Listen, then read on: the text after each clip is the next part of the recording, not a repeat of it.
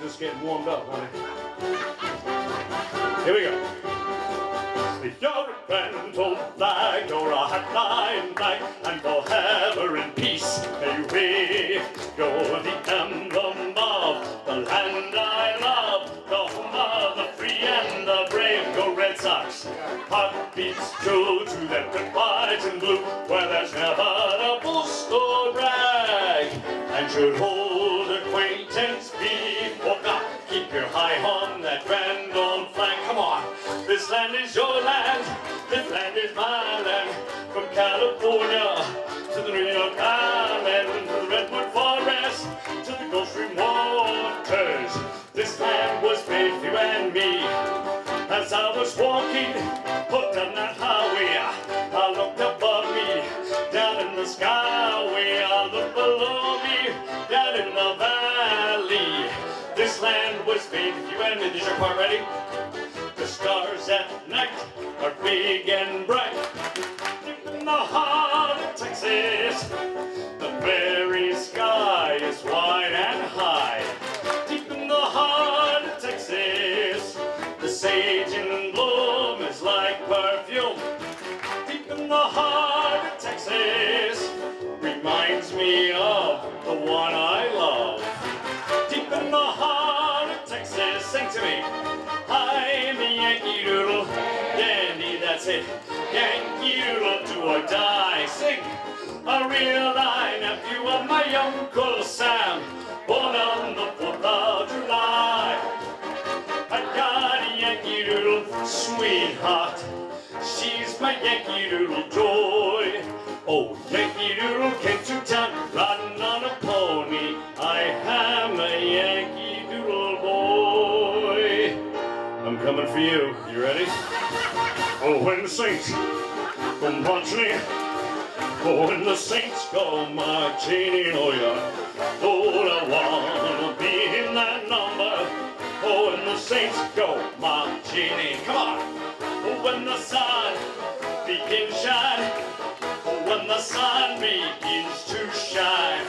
Oh, I wanna be in that number. Oh, when the sun begins to shine. Oh, when the Saints go marching in. Oh, when the Saints go marching in. Oh, I wanna be in that number. Oh, when the Saints go marching. Take it. Oh, you guys are great. Outstanding. You know the thing about these songs is that I always want to know where they came from, because you know, this next song came from North Andover, Massachusetts, and I found out that way back in the day, a young man by the name of Samuel Smith, you see, he was so upset when the British fleet bombed our nation's capital way back when, that he stole the British national anthem, which you know to be God Save the Queen, and he changed the words. And for 100 years, we were singing this song as our national anthem before the Star-Spangled Banner. I grew up singing this, and I know you did too. My country, 'tis of thee, sweet land of liberty, of thee I sing. Land where my fathers died, land of the pilgrims bright, from every mountain side, let freedom ring. My native country, thee, the land of the noble free, thy name I love. I love thy rocks and rills, thy woods and templed hills.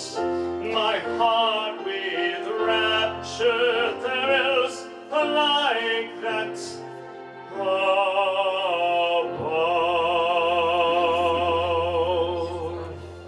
And like I said, that song came from North Andover, Massachusetts. But you know, there's another song that is so famous, and it was written by a young lady from the Commonwealth, And every time I open the Boston Marathon, I tell the story about her, because you see, she was one of the first literary professors at the great Wellesley College. And you see, I think the story is fantastic. She traveled this great nation. She made it all the way out to Colorado, the Rocky Mountains. And in 1893, she climbed one of these mountains, Pikes Peak, on the back of a mule. Yeah, she got on top of the mountain. She looks back over this nation. She is so moved by everything that she saw, she wrote a poem. Now that poem was put to music. It is so beloved, many people believe that this song should actually be our national anthem. Now if you go down to Falmouth, Massachusetts on Cape Cod, right in front of the public library, there's a beautiful statue of this young lady in her honor. Her name is Catherine Lee Bates, and she wrote America the Beautiful. Sing with me now, come on. Oh, beautiful for spacious skies, for a hammer lips of grain, for a purple mountain majesty of the fruited plains. Here it is, sing. Oh, you guys are so good. God shed His grace on thee, and crown thy good with brotherhood, from sea to shining sea. Oh, beautiful for heroes proved in liberating strife. Oh, more than self, the country love, and mercy more than life. Sing with me, America, America. God shed His grace on thee, and crown thy good with brotherhood, from sea to shining sea. America the beautiful, ready? Amen.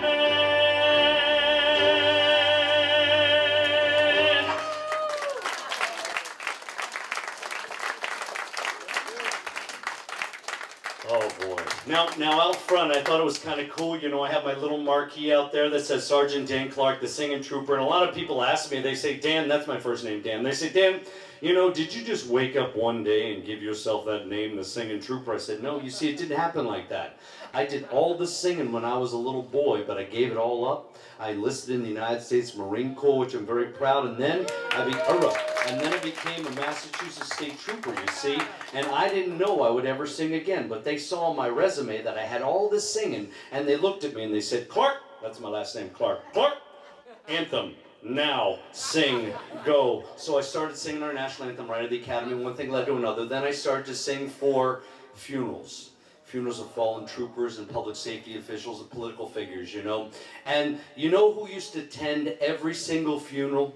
Was the former governor and first lady of the Commonwealth. You knew them as Michael and Kitty Dukakis. They used to come to every single funeral. And after one of these funerals, they took the time to write me a letter. I went to my barracks, the mailbox, I took my letter out, and it was right from the governor's office. I couldn't believe it. And it was a personal letter from the Dukakises, and they said, you know, Trooper, Kitty and I were at this funeral, and we think the music that you provide for the fallen and the families and the departments is a great thing. Keep doing what you're doing. Well, you know what? I was so moved that the governor would take his time to write me a letter, that when I saw him at a Pops concert, all I wanted to do was go thank him for writing me this letter. Now, I was dressed in civilian clothes. I wasn't in uniform. I was there to see the Pops just like everybody else. And I saw Governor Dukakis there, and I walk up to him. I go, Governor, my name is Danny Clark. I'm a trooper with the Massachusetts State Police. He looks up at me and he says,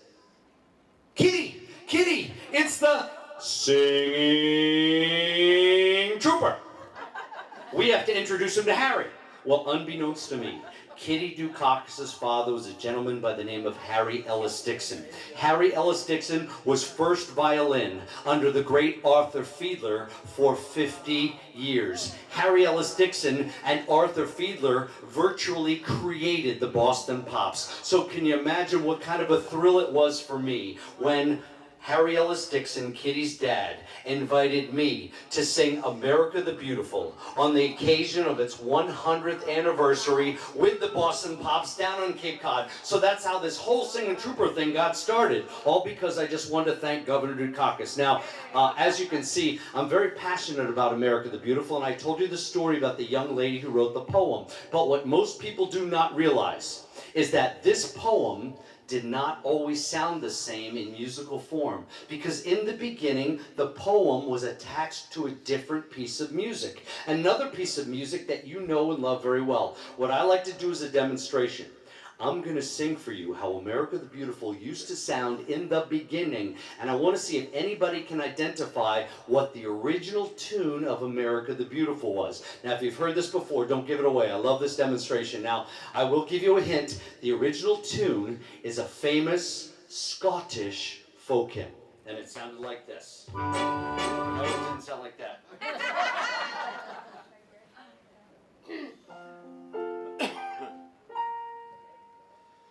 Oh, beautiful for spacious skies, for amber wells of great, for purple mountain majesties above the fruited plains. America, America, God shed His grace on thee, and crown thy good with brotherhood from sea to shining sea. What is that song? Nope, not Danny Boy. Oh, right here. What is your name, young lady? Jean Finnegan, a good Italian name, did in fact guess that the original tune is Old Lang Syne. And now Jean Finnegan has to sing it with me. Should old acquaintance be forgot and never brought to mind? Should old acquaintance be forgot and days of old lang syne? Everybody, come on. For old lang syne, my dear, for old lang syne, we'll take a cup of kindness yet for old lang syne. Thank you, Jean Finnegan. And as this true story of America the Beautiful, it was almost attached to the great Scottish hymn Old Lang Syne. And if they decide to keep it that way, I have no idea what we'd be singing on midnight New Year's Eve, you know. But, you know, I felt I was so lucky. You know, I grew up seeing men sing like I do today. I was actually inspired by a great performer on TV, Gomer Pyle, USMC, you know, the great Jim Neighbors, you know. And my parents took me to shows when I was just a little boy. And, you know, the thing about it was, though, I was 5 years old and they set me in the front row to see these, you know, teach me about music. But they took me to shows called Gilbert and Sullivan. How many people here even know what Gilbert and Sullivan? Okay, it's crazy British operetta, right? But you have to imagine a 5-year-old boy sitting in the front row looking up at the stage going, "What? Wow, these are some wackadoo adults, and what are they singing?" I have no idea what's going on, because when I was a little boy, I thought this music was this crazy patter songs they used to sing, you know, like, I am the very model of a modern major general. I differs a vegetable, animal, and mineral. I know the kings of England, and I quote the fantastical. If I'm math and I want to know the categorical. I'm very well acquainted with matters mathematical. I understand the principle of simple and quadratical. About I know my theorem and teaming with the logic of many shuffle facts about the square of the hypotenuse. I thought this was music, you know, but I finally got introduced to, I think, the greatest of all playwrights. You know them as Rogers and... Oh, yeah. Now, they wrote some unbelievable shows. You guys all know the songs, but they wrote a song about our men and women who served a long way away. They called that show South Pacific. Outstanding. And, you know, you can just imagine you can just hear the great Enzio Pinza singing Some Enchanted Evening, or This Nearly Was Mine, or maybe Bloody Mary singing Bally High, or maybe Mary Margaret, dancing down this beach, gotta wash that man right out of my hair, There's the songs in this song are unbelievable. Now, I'm gonna try to pull off an entire choral number. Now, I have to set it up for you. All the sailors are on the beach. They're right on the shore, under the palm trees. They're all hanging around. Then, wouldn't you know, all of the nurses come running by them for their morning exercise, and all the sailors are standing back watching these nurses run down the beach. Everybody knows what the sailors are thinking. And then they go into singing this unbelievable choral number. Now, like I said, this is supposed to be done by like 25 or 30 sailors, but I'm going to see if one Marine can't do this by himself. Let me see it. Sunlight on the sand, we got moonlight on the sea. We got mangoes and bananas you can pick right off a tree. We got volleyball and ping pong and a lot of dandy games. But what ain't we got? We ain't got dames. We get packages from home, we get movies, we get shows, we get speeches from our skipper and advice from Tokyo Rose. We get lettuce doused with perfume, we get dizzy from the smell. What don't we get? You know darn well. We got nothing to put on a clean white suit for. What we need, there ain't no substitute for. There ain't nothing like a dame, nothing in the world. There ain't nothing you can name that is anything like a dame.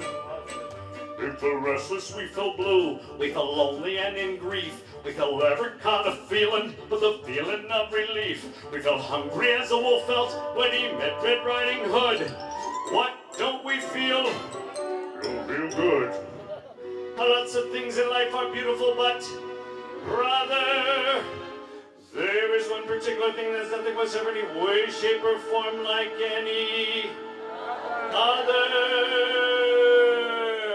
There is nothing like a day, nothing in the world.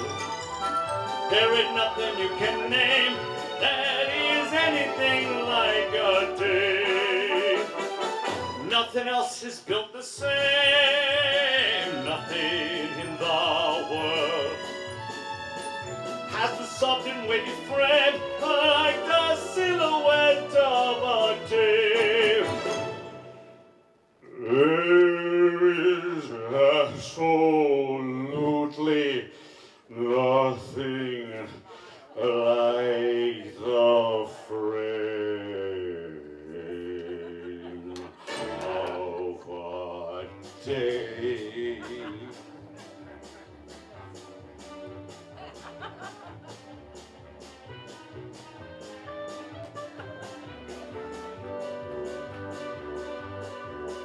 So suppose Dame and Bride are completely free from flaws, or as faithful as a bird dog, or as kind as Santa Claus. It's a waste of time to worry over things that they have not. Be thankful for the things they've got. There is nothing like a dame, nothing in the world. There is nothing you can name that is anything like a dame. There are no books like a dame, and nothing looks like a dame. There are no drinks like a dame, and nothing thinks like a dame, and nothing acts like a dame, nor attracts like a dame. There ain't a thing that's wrong with any man here. Have you cured by putting him near a bloody, womanly, female, feminine day?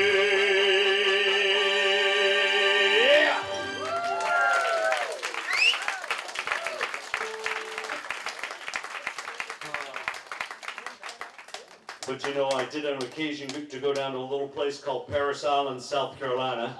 And down in Parris Island, South Carolina, the friendly drill instructors make your every day feel like fun and adventure. You know, there's only 1 hour every week where you have peace. And that's when you're allowed to go to church or to chapel, pray in any denomination you wish. And for 1 hour every Sunday, you could actually just take a breath and kind of meditate. And because you know what? Everybody went to church. Why? Because during church or chapel, the drill instructors were not allowed to mess with you. It was almost as if the hand of God was over top the chapel, you know, as a force field. And you could see those drill instructors circling outside like a pack of hungry wolves, you know, and you may be God's now, but I'll get you in about an hour, you know. But it was a very peaceful time. And then, you know, the thing was, I graduated, became a Marine, and they sent me to a little place, thank you, down in a state I had never been to before. It was the great state of Tennessee, a Naval Air Station Millington. Now, Naval Air Station Millington is where they sent everybody from the Marine Corps and the Navy to learn all about aircraft, whether you did power plants or airframes or whether you did hydraulics, or with me they wanted me to learn electronics, avionics, keep those big helicopters flying. So they sent me down to Naval Air Station Millington. Well, wouldn't you know, one Sunday morning I found myself a little bit homesick. I was missing my family, my folks, and my friends. So you know what I did? I told myself, I said, Clark, that's my last name, Clark. Clark, take yourself out to church. So I got in my car. I drove myself down to the great city of Memphis, Tennessee. And you know what I found down in Memphis? I found myself the biggest Southern Baptist church I possibly could find. And I walk inside of this church, and you know what I see? 3,000 people inside. And they're just rocking and rolling. I couldn't believe what I was seeing. But they were singing music that I had never heard before. They called it gospel music. I said, oh, I like this. It warmed my soul, it lifted my heart, it made me forget all about being homesick, you know. But I'm going to sing, with your help, we're going to sing the #1 church song and the #1 song of all time. But before we do, once again, I got to tell you the story, because the #1 church song of all time was written by a man who started his life as the captain of a terrible slave trading ship. And this man, Captain Newton, you know, he found himself one night, he was in a terrible storm at sea. He thought for sure his ship was going to sink and he was going to die and lose everything. So you know what he does? He falls down onto the deck of his ship. He looks up at the heavens. He says, Lord, if you spare my life tonight, I promise you, I will let go of all my sinful ways and I will spend the rest of my life praising you. Well, you know what? God was listening. And he saved the ship, the men, the cargo, and they landed at a little place called Donegal, Ireland.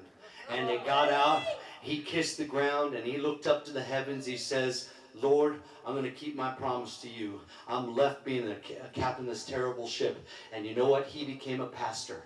And wouldn't you believe that this pastor started to write church hymns? He ends up writing the #1 church hymn and the #1 song of all time. A song that is so powerful, it inspired a gentleman from the House of Lords in Great Britain to lead the abolitionist movement against slavery. A song whose very tune came from the chanting of the slaves in the belly of his ships. Now, you've heard this done so many different ways, and I know you know it. It's the one and only Amazing Grace. Oh, Lord. Here we go. Come on. Amazing grace, oh, how sweet the sound that saved a wretch like me. I once was lost, oh, but now am found. 'Twas blind, but now I see. 'Twas grace that taught my heart to fear, and grace my fears believe. How precious did for the grace appear, the hour I first believed.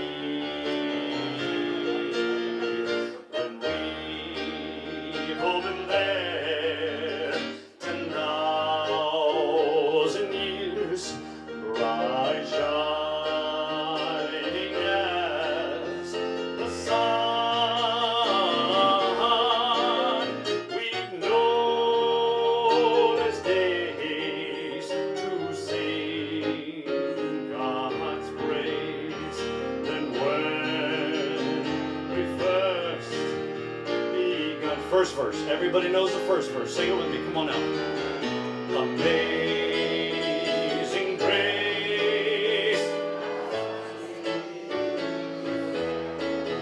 God had saved a wretch like me. I once was lost, oh, but now am found. 'Twas blind, but now I see.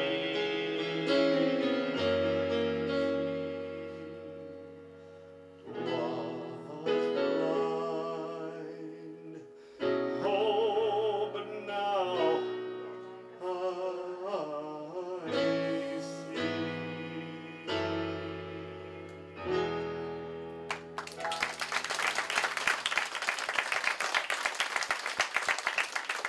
You know, but I had a great time in that church, and I ended up getting out of church, and I wanted to go down to the great city of Memphis. I had never been there before. So I go down to the great city of Memphis, and you know, all I wanted to do was check out the sights. I didn't know what I was going to find. You know what I found down there?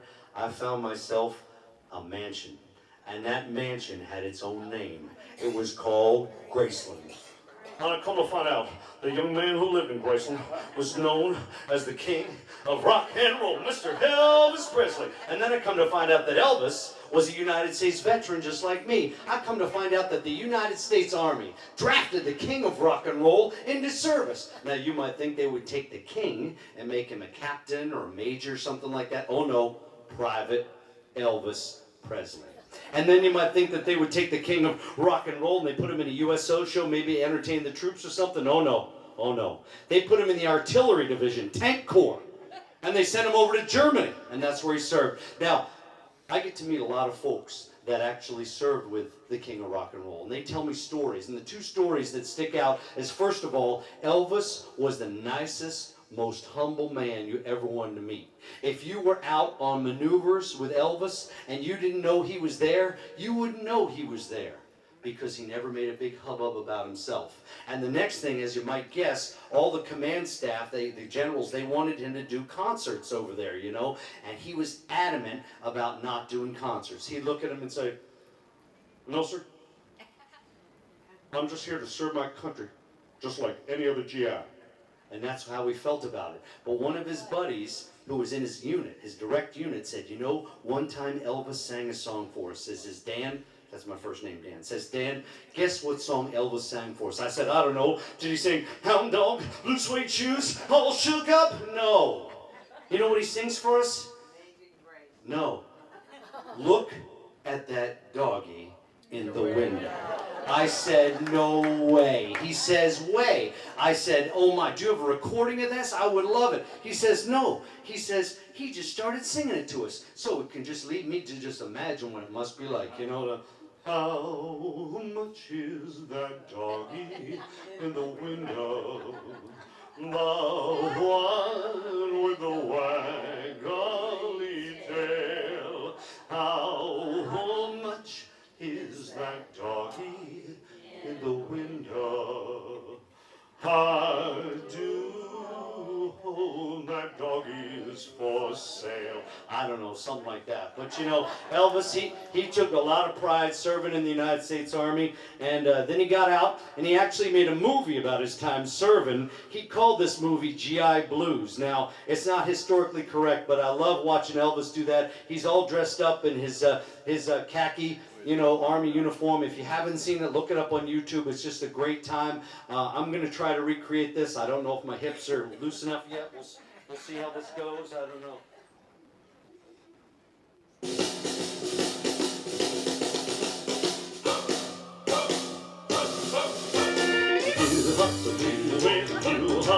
beautiful ride. He'll hustle with a few hot beautiful ride. Take me a honey old creek in Texas any old time. I got the substitute for occupation G5 blues. Dance with me, honey, come on. From the G-high hand to the heels of my D-high shoes. Oh yeah. And if I don't go stateside soon, I'm gonna blow a fuse. Yeah, hustle, Catherine Black, pumpernickel for child. Yeah, hustle, Catherine Black, pumpernickel for child. Hello, my next month's paying for a slice of a Texas cow. Oh, like two heroes, but all that you hear is march. Up, march, 2, 3. We like to be heroes, but all that we do here is march. And you don't get a purple heart from a falling arch. Oh, I up the sub 2, 3, 4, occupation G5 blues. From the G-high hat to the heels of my G-high shoes. I'm coming for you, honey. And if I don't go stateside soon, I'm gonna blow a fuse. The Fräulein's the prettiest flowers, but we can't make it pass. Hold on, baby. The Fräulein's the prettiest flowers, but we can't make it pass. Close the hole when signs saying keeping Z off the grass. Oh, I got what's up 2, 3, 4, occupation G-high blues.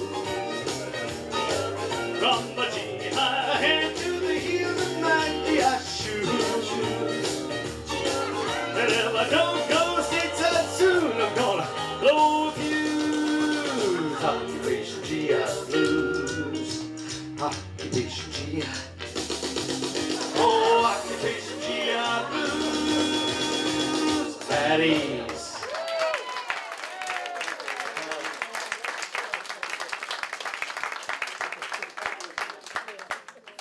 Thank you. But, you know, I just love so many different types of music, and, you know, I actually remember being in boot camp, you know, and we were out at bivouac. That's out camping. That's Marine Corps for camping. We were out in bivouac, and I remember the drill instructors called me out of the half shelter. That's tent. Called me out of the half shelter, and they were all hanging around the fire, you know, the campfire, and the drill instructors are there. They look up at me. I'm standing in the position of attention. They're like, Clark, sir, yes, sir. Clark, what's your favorite group? Sir, what's your favorite musical group, Clark? Sir, the BSO, sir. What? Sir, the BSO, sir. Clark, what is that? Sir, the Boston Symphony Orchestra, sir. Clark, there is something definitely wrong with you. Anyway, but I love all sorts of, oh, my wire here, Jeff. It's okay, I'll just tuck it back in there. Those of you in Stoughton who don't realize, there's a gentleman behind that camera. His name is Jeff. Maybe you can put your hand and wave in front of the camera. He's right there. And all our folks from Stoughton, you know, thanks to Jeff. I hope you enjoy the show. We're having a good time here. There's some folks all the way out there. And I haven't forgotten about you guys. And I'm trying to not make it too loud so they can hear it. But we're doing the best we can. But, you know, I love all types of music, and I have to make a confession that I did not know anything about Celtic or Irish music when I was a little boy. I grew up in another state called Delaware, south of here, because my dad and my mom, well, they were biologists. My dad was a genetics professor at the University of Delaware. My mom also taught biology at the University of Delaware. And down there in Delaware, you know, we knew nothing at all. I knew nothing all about Irish music. I had never heard Irish music. And you know, the reason I came up here was, you know, every single summer, for some reason, all of the scientists, even around the world, they collaborate down in Woods Hole at the Marine Biological Laboratories. So you gotta imagine, I'm just a little boy every summer, and they drag me out of Delaware. They forced me to go down to Cape Cod Woods Hole. I had to spend every single day on my own Boston whaler, every single day in my own sailboat. It was like child abuse, I tell you.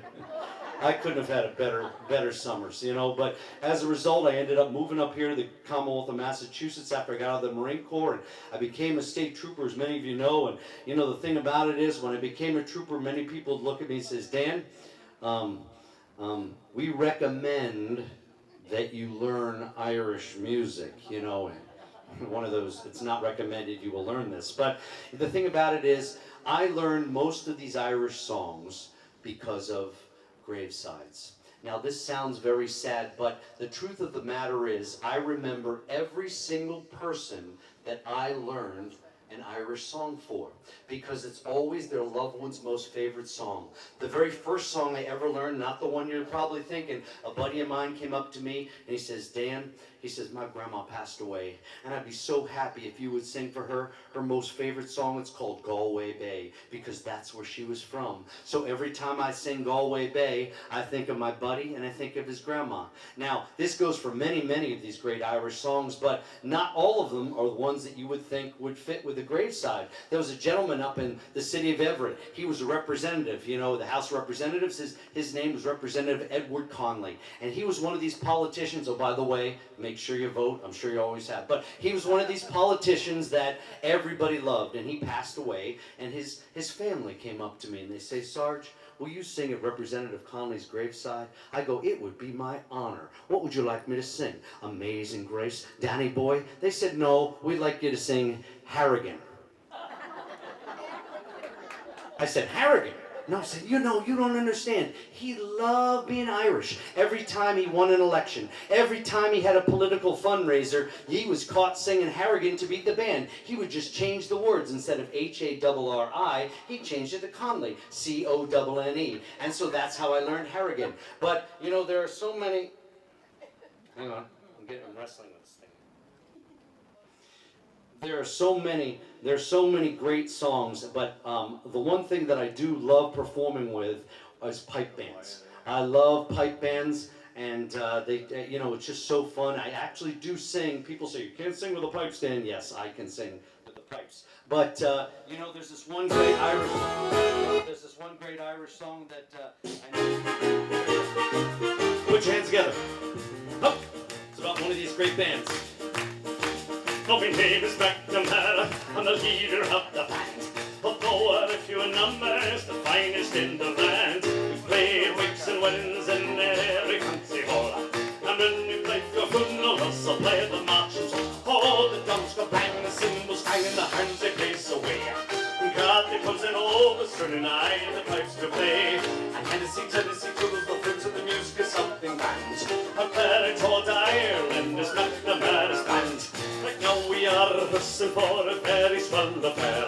The annual celebration, the gentry will be there. When General Grant to Ireland came, he took me by the hand. He said, I never saw the likes of McNamara's band. Oh, what a band! Oh, what a band! That is the finest in the land. Hup! Oh, what a band! Oh, what a band!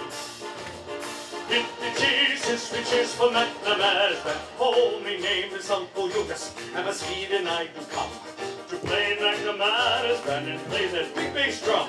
When we go marching down the street, the ladies think I'm grand. They say there's Uncle Lucas playing with the nicest band. Oh, the drums go bang, the cymbals hang, and the hands they blaze away. God, there comes that old string, and I the pipes to play. Tennessee, tools, the beat and the music is something grand. A claret toward Ireland is McNamara's band. Oh, what a band! Oh, what a band! It is the finest in the land. Hup! Oh, what a band! Oh, what a band!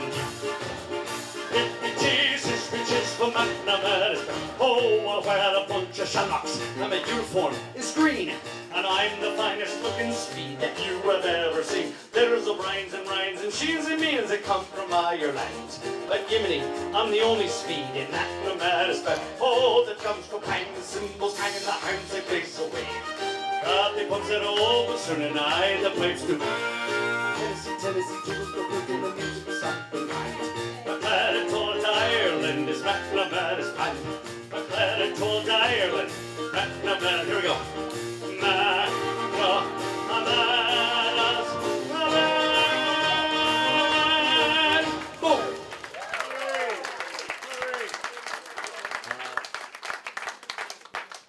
But you know, my mom, when I was a little boy, can I help you?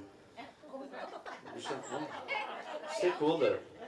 So when my mother was, when I was a little boy, my mom would look at me all serious like, and she'd say, "Oh, Danny, boy. Oh, Danny." I didn't get it. I was a blockhead. It wasn't until I got on the state police and I was asked to learn this song for a fallen police officer in Cape Cod. But I sing it at happy and sad occasions, you know. As a matter of fact, you know, back in the day when I was on the big stage with Keith Lockhart, you know, I got some cool notoriety. I actually was singing on national television shows, and I actually sang a duet Danny Boy with the great Donny Osmond. It was just a great, yeah, it was a great thrill. And let me tell you, I don't mean to get off the subject too much, but I do have to tell you, I got to experience the Osmonds behind the camera, you know, without the makeup and without the, and these people are the nicest people you ever want to meet. They are the same way. Where you see them on TV, they're the exact same way backstage. I can't say enough. But, you know, the thing about it is I've been telling the story about Danny Boy for many, many years. And I had an Irish historian come up to me and say, "You know, Dan," that's my first name, Dan. Says, "You know, Dan, you're telling the story all wrong." I said, "Oh, well, please enlighten me. I want to know the true story." He says, "Well, the true story is that when the pipes would play and echo down the valley and over the glen, it was time for the eldest man of the family to go out and fight the battle.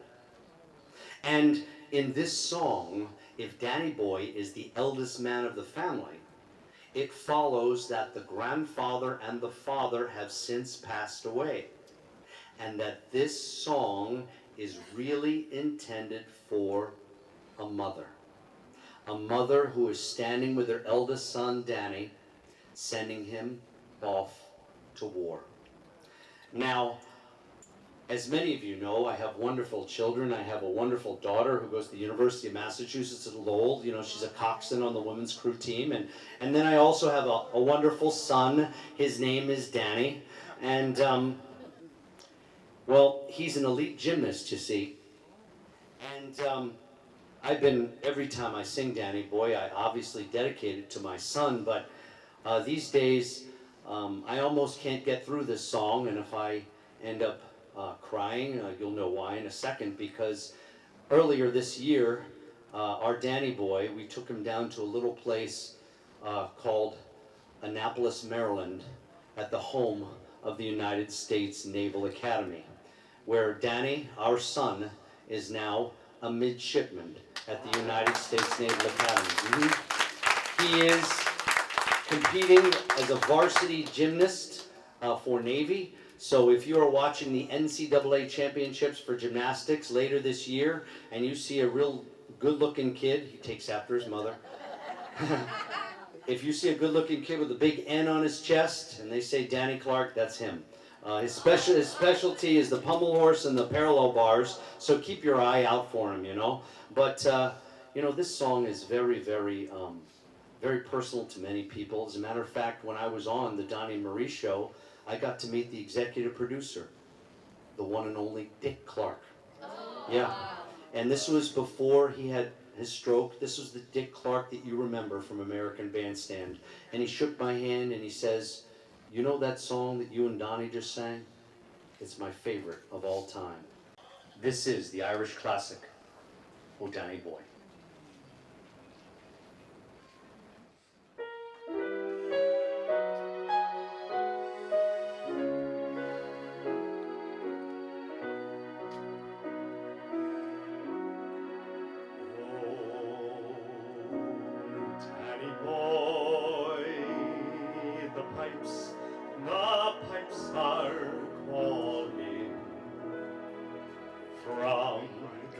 to glen and down the mountainside. The summer's gone, and all of the roses falling. It's you must go, and I must find. But come ya back when the summer's in the meadow, or when the valley's hushed and white with snow. 'Tis I'll be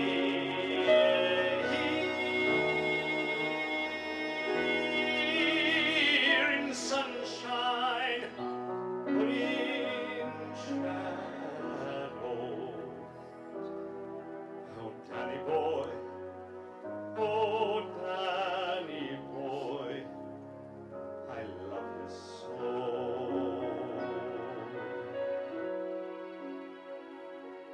And when ye come and all the flowers are dying, if I am dead as dead I well may be, you'll come and find the place where I am lying, and kneel and say an Ave there for me.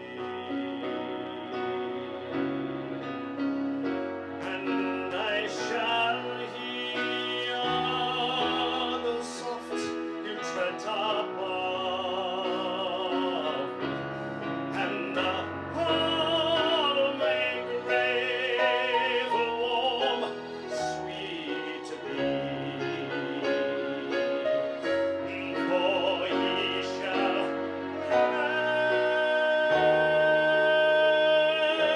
friend and tell me that you love me, and I shall sleep in peace until you come to me. And I shall sleep in peace until you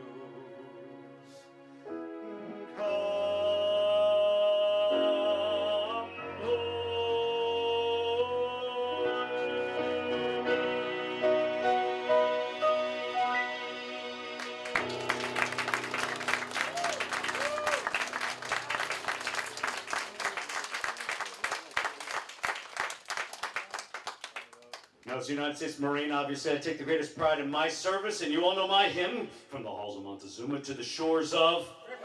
Yes, if you serve in the United States Army, you may know your hymn to be Caissons Go Rolling. Yes, they changed the word just a little bit. It's now called Army First to Fight, but the tune Caissons still the same. If you served in the iconic United States Navy, your hymn has always been Anchors!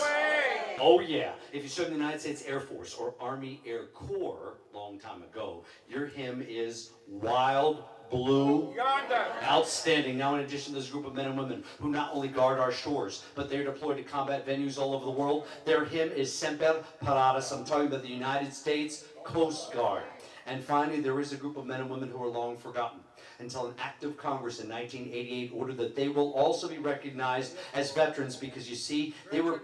There you go. They were pressed into service to take our boys overseas. Supplies, boots, bullets, bandages, and many times they were sunk right off the coast of North Carolina by enemy submarines. Well, they have a hymn also. It's the Merchant Marines, and it's Heave Ho, My Lads, Heave Ho. Now, ladies and gentlemen, I would respectfully request here on this Veterans Day that if you have served if you've had a family member who has served, if you've been married to a serviceman or a servicewoman, I respectfully request, when I sing your hymn, you don't have to stand up, but when I sing your hymn, put your paw in the air so I can properly recognize you, okay? The order of military hymns today is going to be the Merchant Marines. I'm going to go right into Coast Guard, Army, Navy, Air Force, and then the United States Marine Corps. You guys ready? I'll take a sir, yes, sir. You ready? Yes, sir. Okay, here we go. Hup. Do I have any Merchant Marines on deck? Merchant Marines? Merchant Marine? Heave-ho, my lads, heave-ho. It's a long, long way to go. It's a long, long pull with the hatches full. Braving the winds, braving the sea, fighting a treacherous foe. Heave-ho, my lads, heave-ho. Though the seas blow high and low, we can cross in the ocean, sail in the river. Give us those goods, and we'll deliver. Damn the submarines. We're the men of the merchant marine. Anybody from the Coast Guard? Do I have any Coast Guardsmen? Coast Guard? Coast Guard? We're always ready for the fall. We place our trust in thee. Through howling gale and shot and shell, to win a victory. Semper Paratus is our God, a pledge and motto too. We're always ready to or die. Like Coast Guard, we fight for you, Army. Up first to fight for the right and to build the nation's might, and the army goes rolling along. A proud of all we have done, fight until the battle's won, and the army goes rolling along. For it's high, high, hey, the army's on its way. Call up your cadence out and strong. Hoop, quick, for wherever we go, you will always know that the army goes rolling along. Anchors aweigh, my boys, anchors away. Farewell to college joys, we sail at break of day. To our last night on shore, drink to the frog until we meet once more. Here's wish you a happy voyage home, Air Force. Up we go into the world yonder, flying high into the sun. Oh, down we dive, sputter flames from under, that's on board in the gun. Up we go, swimming to meet our thunder, up in one hell of a roar. We live in fame, or down in flame, up the U.S. Air Force. All right, where are my Marines? From the halls of Montezuma to the shores of Tripoli, we will fight our country's battle in the air, on land, and the sea. First to fight for right and freedom, and to keep our honor clean. We are proud to claim the title of United States Marine. And rock! Number 5. Do I have any Seabees on deck? Do I have anybody who served in the Seabees? Do I have any Seabees on deck? Any Seabees? Anyone? Any Seabees?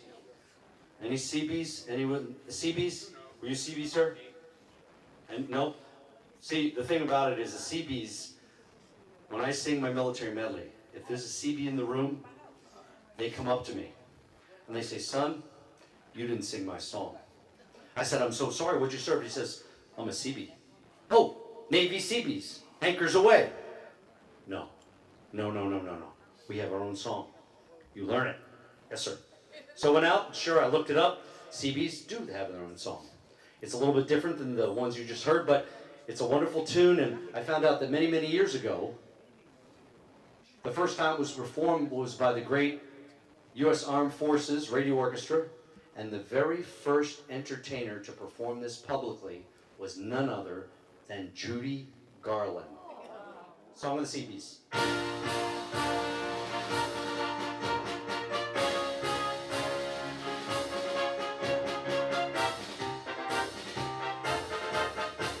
the Seabees of the Navy. Oh, we can build and we can fight. We'll pave a way to victory and guard it day and night. And the promise that we'll remember the 7th of December. Oh, we're the Seabees of the Navy, the bees of the 7 seas. The Navy wanted men, that's where we came in. Mr. Brown, Mr. Jones, the Owens, the Cohens, the Flynn. The Navy wanted more of Uncle Sammy's kin, so we all joined up and a brother in it to win. We're the Seabees of the Navy that can do mad and green. In a war and peace you'll find us ready on the scene. And no matter what the mission, with a pass we'll keep tradition. Oh, we're the Seabees of the Navy, the bees of the 7 seas, the bees of the 7 seas.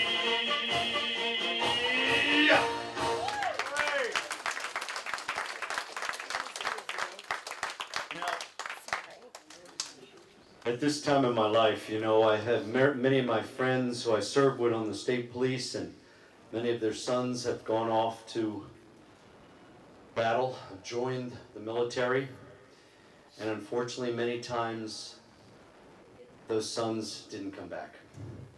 There's a gentleman that I know very well. He was a captain on the Massachusetts State Police. His name was actually Al Pacino, like the famous actor, but Captain Pacino, his son, joined the United States Army. And not only did he join the United States Army, he became the best of the best, and you know them as the Green Beret.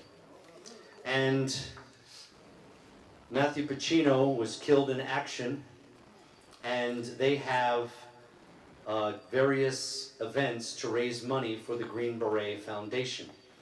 And the Pacinos give all the money they raise to the Green Beret Foundation to help those that have been seriously wounded. Many times they have to buy them special houses or special wheelchairs, whatever have you, you know.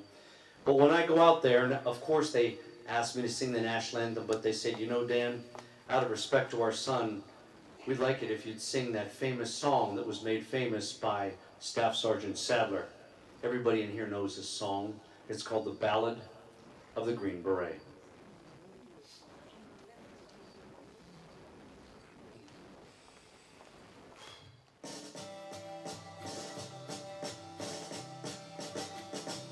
Riding soldiers from the sky, these are men who jump and die, men who mean just what they say, the brave men of the Green Beret, silver wings upon their chest.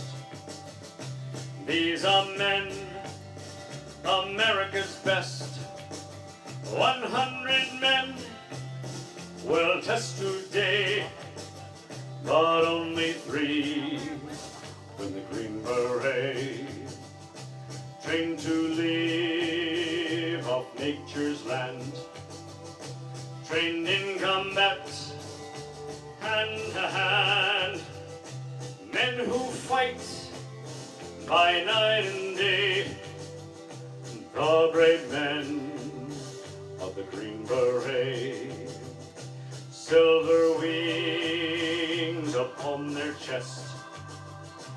These are men, America's best.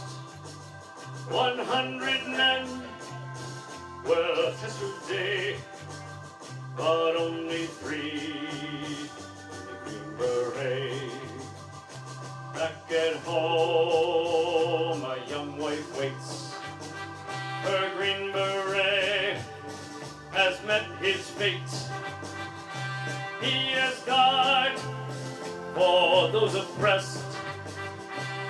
leaving her his last request. In silver wings on my son's chest, make him one of America's best. There'll be a man they'll test one day, have him win the Green Beret.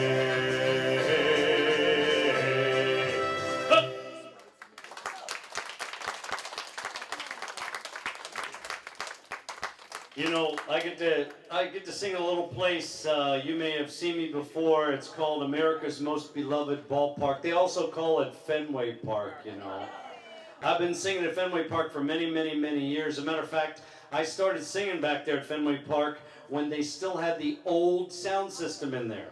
And people don't realize that when you're on the field singing or speaking, between the time you make a noise and sound comes out over the speaker, it's almost 3 seconds. So this really has a tendency to mess with your head. So the very first time I go to sing at Fenway Park, I'm doing a sound check and nobody's in the park and I'm all by myself right off of home plate, you know, and I sing the national anthem. Now I take the greatest pride in singing the national anthem right at 90 seconds, and I go there and I'm singing away and I'm having the best time. After I'm done singing, I stop and I turn to the gentleman who's with me and go, "How was that?" He says, "Dan, that took you 4 minutes."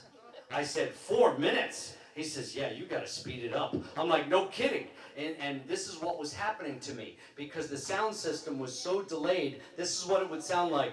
Oh, say, can you? Oh, say, can you see? By the dawn's early.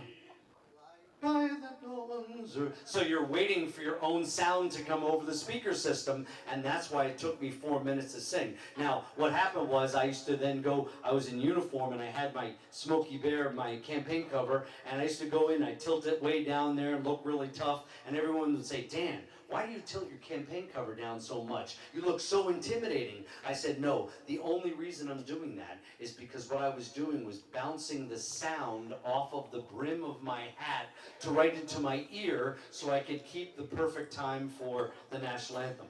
Now, people also don't realize that I take the greatest pride in actually singing 30 foreign national anthems in native dialect for visiting teams and dignitaries.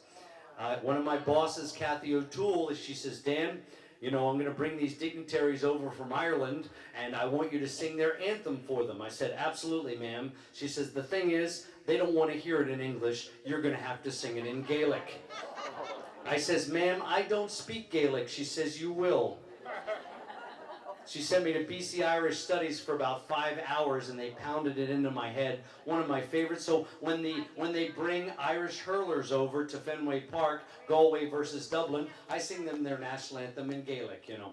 But you know, and then at the 7th inning stretch, we're going to end up today with a great song that was written by the one and only Irving Berlin, made famous by the great Kate Smith. You know it is "God Bless America." But before we get into singing that, there is just one other song that they sing at Fenway Park. It's very rousing. The fans love it. It's done by a little-known entertainer, Neil Diamond. I don't know if you've ever heard of him. And Neil Diamond. Yeah. Come on, I'm going to need your help. Here we go. Hup.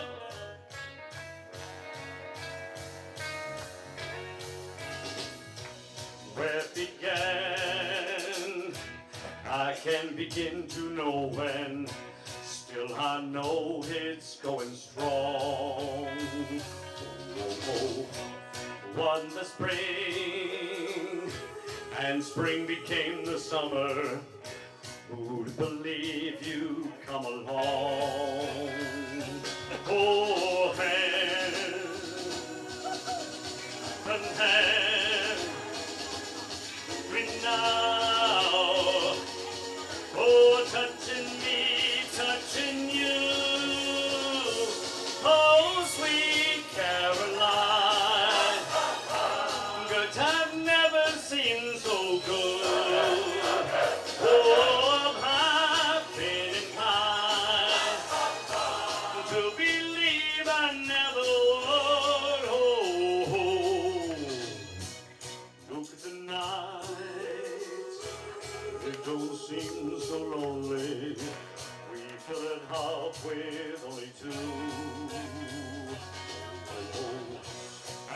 I hurt?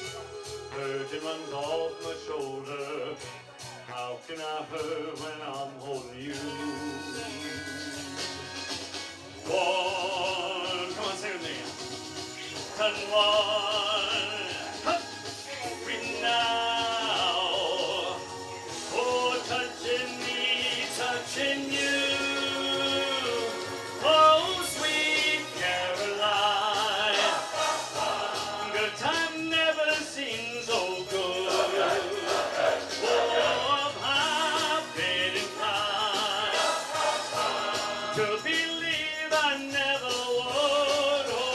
Oh, sweet Caroline. Good time never seems so good. Oh, I've been inclined to believe I never would. Oh,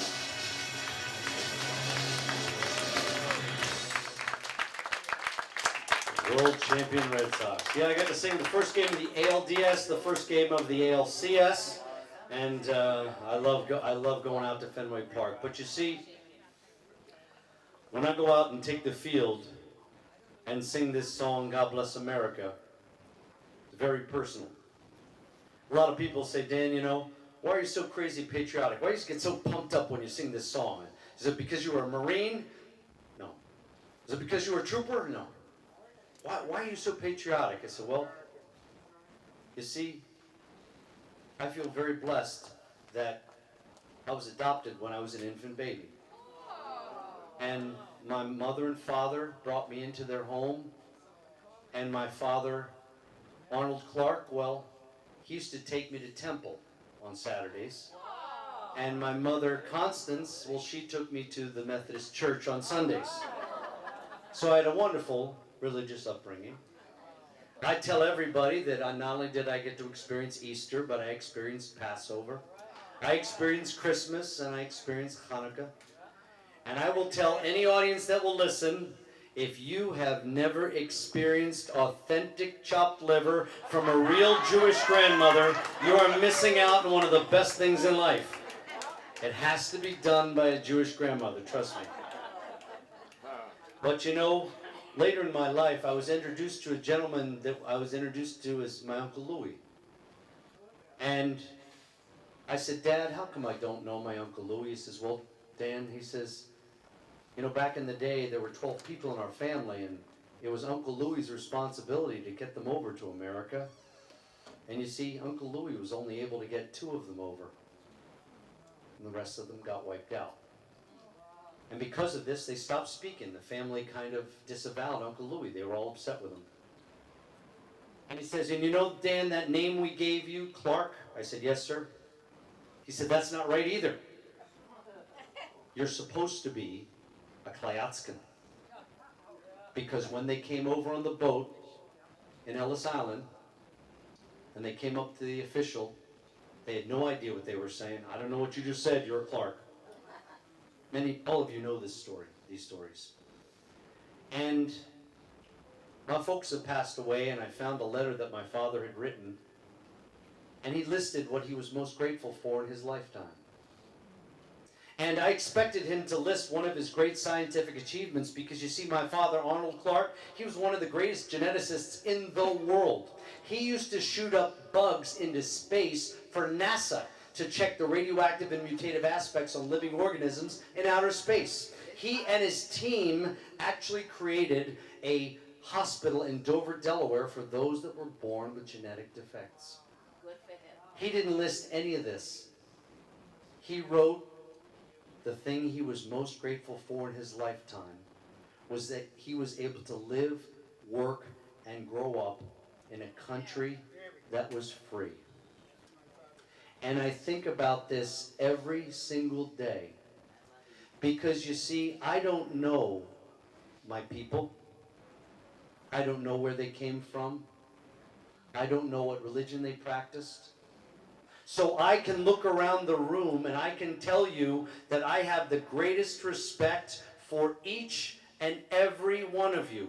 wherever you may hail from, whatever you may believe religiously or not believe, that's okay, because every single day I continue to believe we are all here because of our veterans at the greatest nation on the face of this planet.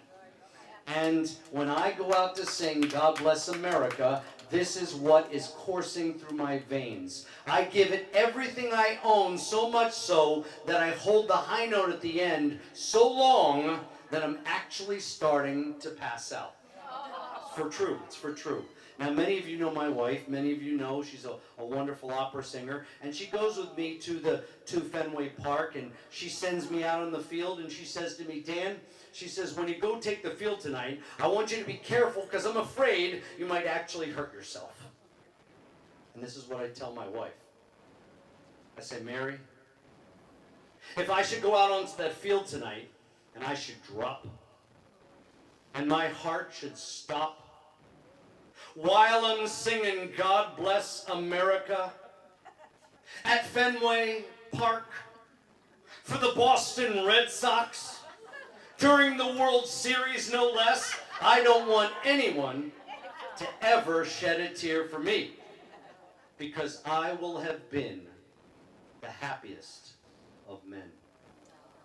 From my family to your family, I sincerely wish you the very best of health, happiness, and success. And if you wouldn't mind, when you're saying your prayers, if you could throw a couple the midshipman's way down in Annapolis, I would really appreciate it.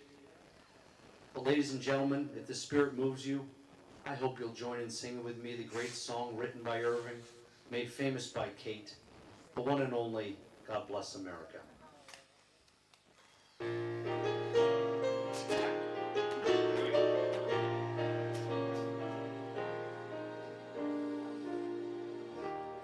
While the storm clouds gather far across the sea, let us swear allegiance to a land that's free. Let us all be grateful for a land so fair, as we raise our voices in a solemn prayer.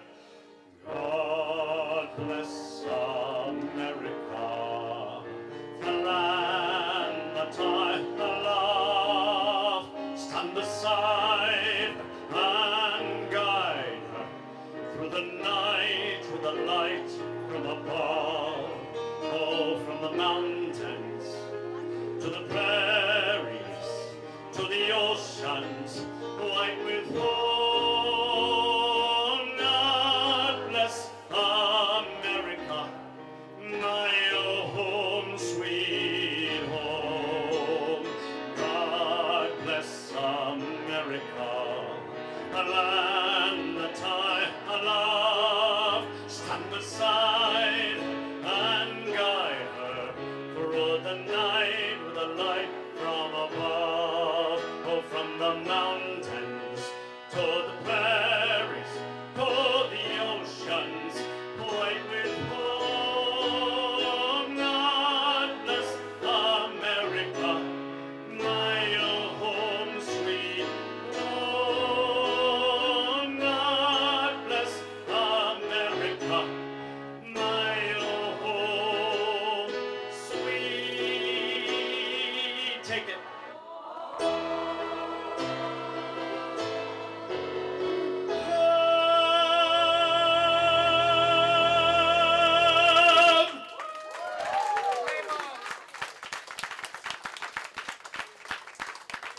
God bless you all. I know that there's some chow over here, and you know, I didn't forget about all the folks out there on the other side. I hope you enjoyed it also.